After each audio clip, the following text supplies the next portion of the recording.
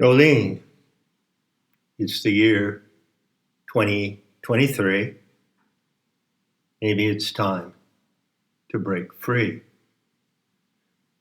Olean, which is a greeting used now among my friends and accomplices, is an Aztec word. It means earthquake, movement, and change of heart. Olean is the meme that you find in Aztec mythology and in chronology, recorded on the great Aztec calendar wheel that was discovered in Mexico City at the end of the 19th century, I believe, or maybe later.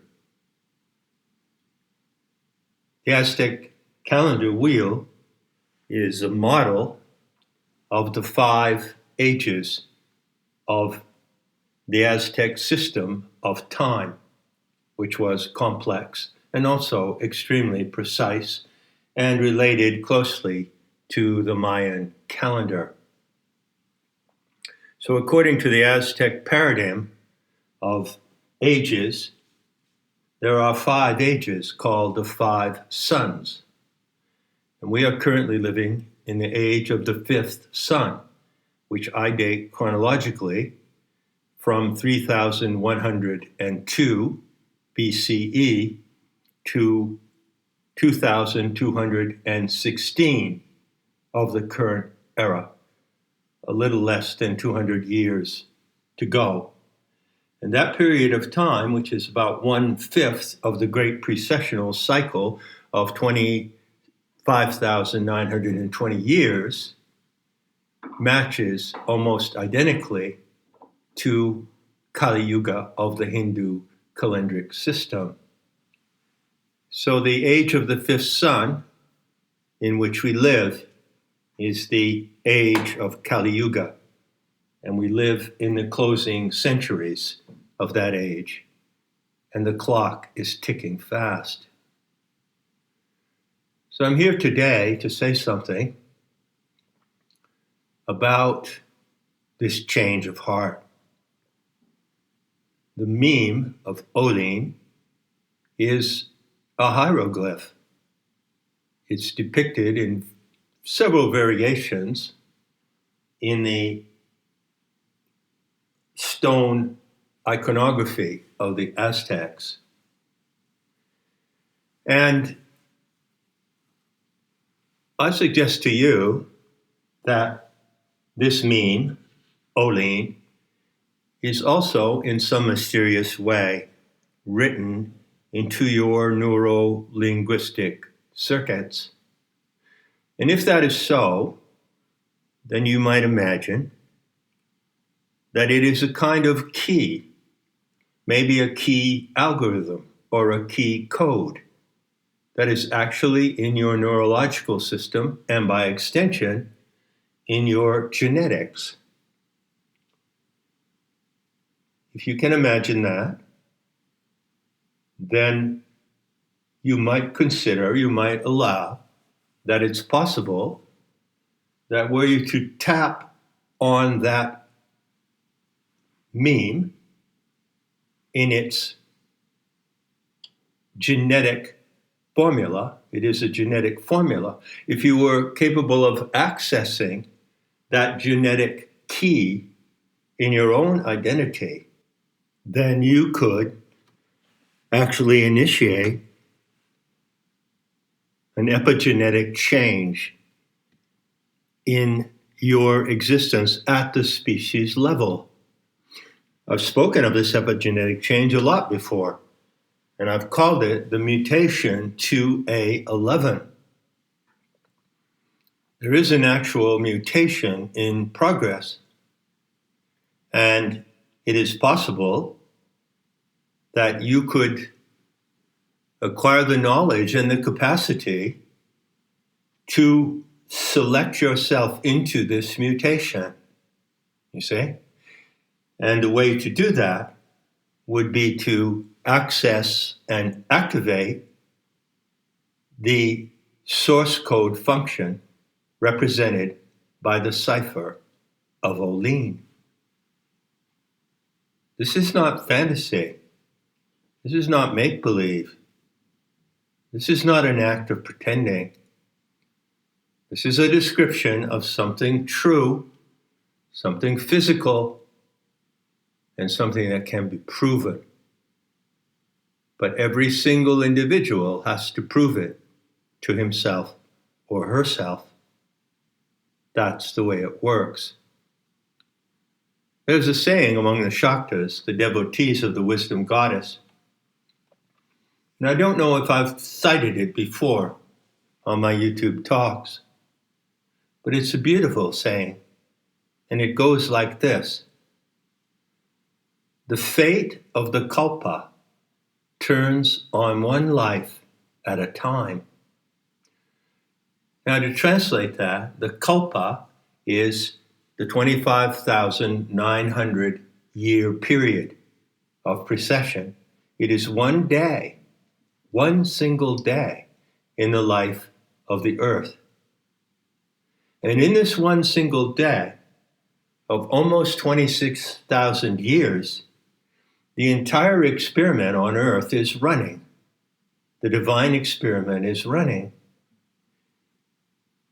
And the designers of this experiment, in which you are the key subject, have arranged it so that any single individual at any moment can affect the total outcome of the total experiment. The fate of the kalpa, or world drama, turns on one life at a time. So I'm here to talk about the change of heart required in order for you to make the choices in your life that can change the outcome of the entire experiment on this planet. So here goes. Shall I give it a try? Now, what I have to say is pretty straightforward, and I'm confident that I can talk almost in common sense terms to you, and that I can talk to your heart as well as your mind. But there is one thing I have to do before I begin. I have to tell you about something that may pose a difficulty for your understanding. In fact, I'm quite sure it will. And this concerns the way that your mind works in your mind. See, over all these years that I started out getting some tread on the internet as a Gnostic scholar and talking about the remake and upscaling of Gnosticism, through all these years I've finally come to the view that it's better to call Gnosticism today, which is nothing like it was in the past, applied noetics. So I teach applied noetics. And what is that? It is the technique of learning to use your mind in the way it is designed to work. And this technique is not esoteric, it's not academic, it's not metaphysical, it's accessible to anyone. Now, I have to make a point about a phenomenon of your mind before I get to my later point. So bear with me. Sometimes what I teach comes over easy and fast, or fast and furious. Sometimes you might have to struggle with what I'm trying to explain. Fair enough? When you look at the way your mind works, or the way anybody's mind works, speaking of the human animal, the anthropine, it's obvious how it works. There is an internal voice. You hear an internal voice. And this internal voice, which is the voice of your mind, sometimes called the internal monologue, is always running. It's like a radio that's constantly on. And you have the option to just let the radio play and give attention to what's running through your mind, randomly, perhaps from one subject to another. And you have the option to turn the dial of the mental radio and tune into a channel and concentrate on that. So you could go on a walk and let your mind run randomly and just listen to the internal monologue. Or you could decide, I'm going to go on a walk because I want to think about the new car that I want to buy, or a message I want to send to my mother, or something that I want to record and release on the internet. You get the point. It has an involuntary and a voluntary or elective function. Now let's look at the elective function. So you decide that you're going to use your mind to think about something specific, an idea, a task, a project, a problem, a possibility. Everyone does it all the time. There's nothing mysterious about applied noetics. It always starts from the basics that are already there.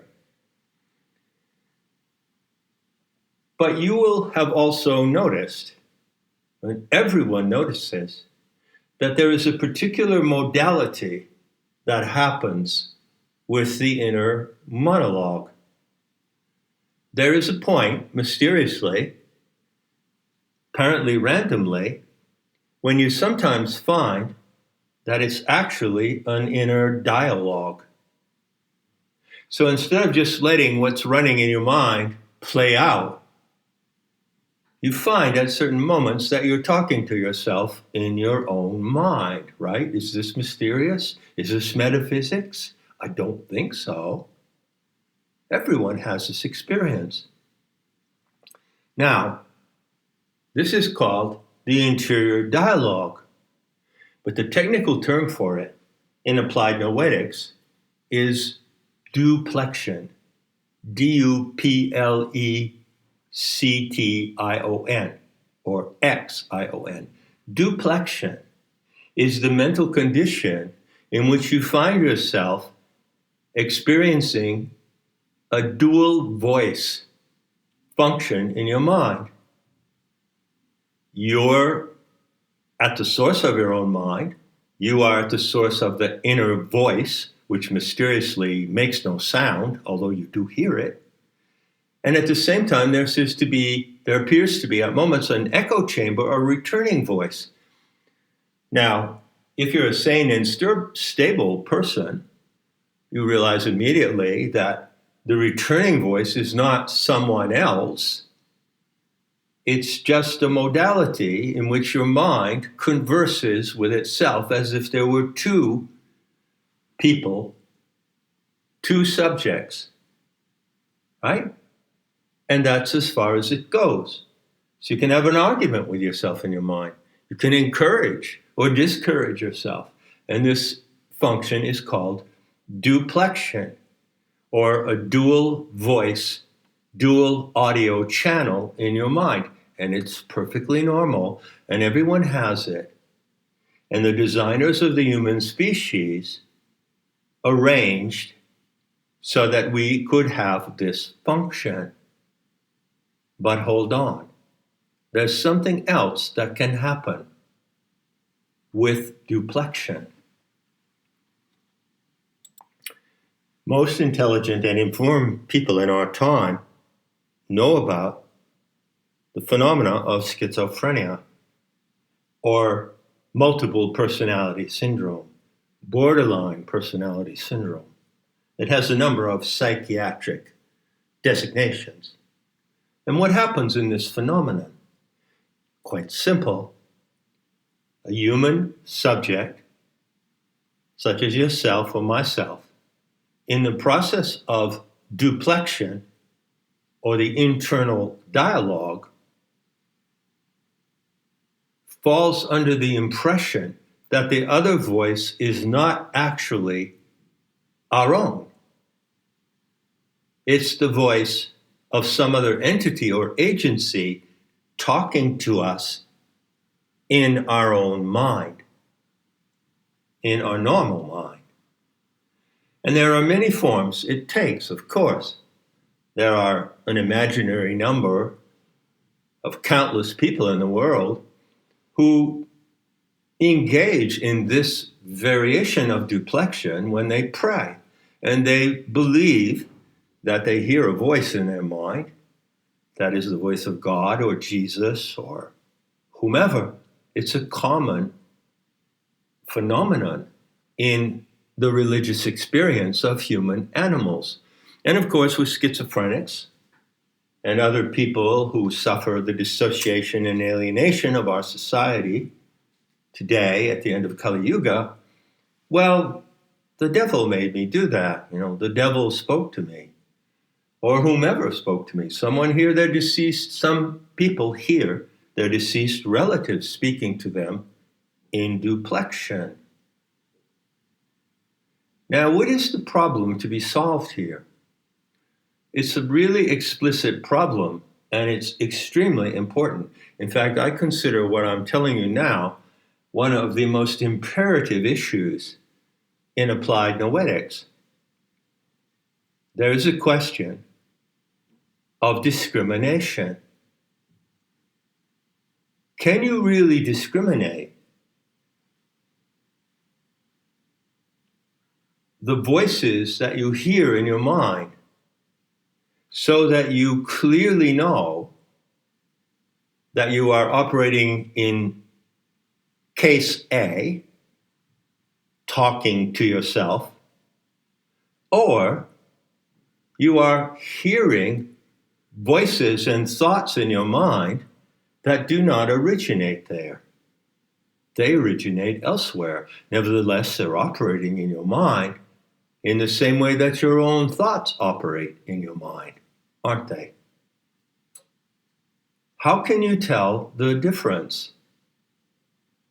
How can you tell when duplexion, which is the interior dialogue, is connecting you to a voice or an intelligence that is not actually your own? How can you know that? So far, so good. This is a preview of a talk you can find at full length for free on nemata.org on the page of Planetary Tantra.